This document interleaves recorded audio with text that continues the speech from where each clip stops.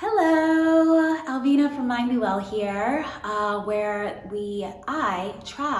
where am I getting we from? I help you reconnect to the information that you need to manage your mental health. Welcome to my channel, and if you are new and you like the content, please feel free to subscribe. All right, so are you ready for what we're talking about today? I wish I had sound effects, but that is the sound effects that you're going to get. Drum roll, please. Okay. Just kidding, I may edit that out. All right, so how are you at listening? Like for real, how are you? Are you usually listening to make a point in your conversations, or are you listening to actually understand what others are saying? Especially in situations where the opinions of someone else are different than yours. So I was reading an article the other day, and I learned two words that I think a few of us have been guilty of doing throughout our lives. I was intrigued by these two words, and you want to know what it was? Predatory listening. Do I need to repeat myself? Predatory listening. Can you guess what that means? If you already know about these two words, that is news to me. Leave a comment below on your experience with it. Anywho, so what does it mean? Well, it's a way that we listen, but how we do it can be through a very, very narrow lens.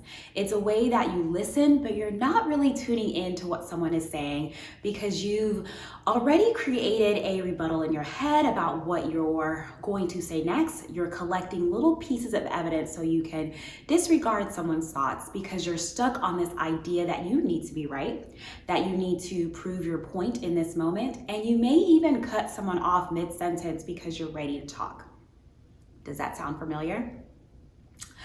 When you use this type of communication, it's easy to become defensive. You may withdraw, you lose empathy in situations because you're focused on your own thoughts, and this leans into aggressive communication style, where you basically are violating the rights of someone else because you need to express how you feel at the expense of others, and not being able to take a step back to really listen shows in some way how you may feel superior than others, feeling like you and your viewpoints are more important than someone else's.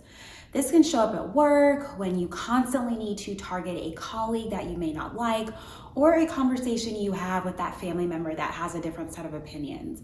Now, I'm not saying whatever the person is saying is right in any way, but the focus on all of this is you and how much control you have in situations where you're listening. You have rights just like anybody else to express how you feel, but the way you do it needs to be adjusted if you find yourself utilizing predatory listening in different scenarios with others. To move towards techniques that help with predatory listening, let's check out a few things you can do to make sure you're allowing others to get their point across without dismissing the conversation. All right, so first, let's start with practicing more mindfulness during these moments where you start to be open to what you're hearing. You become curious by asking questions in the moment. If these are things you've done before and it seems like these types of conversations don't go anywhere, continue what you're doing because you can't change others' behaviors and their viewpoints until they're ready to change, but how you engage with them can be adjusted. Number two, to show that you're listening, make some adjustments to your body language. Fix your face. Make sure it's not already scrunched up. Make some eye contact during your conversations. Nod your head to show that you are listening. Try leaning into the person and watch your arms. Let them relax by your side, because what this shows is that the person has your attention, but it also allows you to implement some things to help your body relax in these moments. Before I get into three, let me put this water up. I'm not even drinking it. It's water, not like coffee or tea.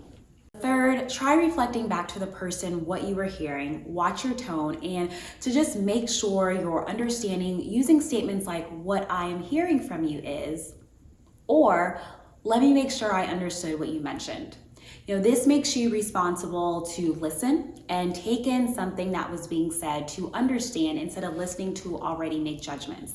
Also, limit starting out with you statements where you just start to blame and criticize. You did this.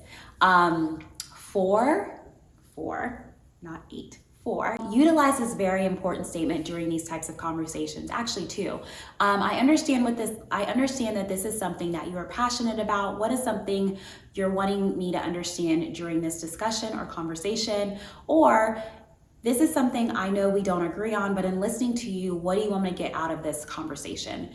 This allows both of you a space to come to some sort of agreement that someone will listen, someone will be able to talk, and this can be repeated so there is a level of respect that can be created that we may not agree on this particular topic, but we both will make an effort to communicate and listen effectively.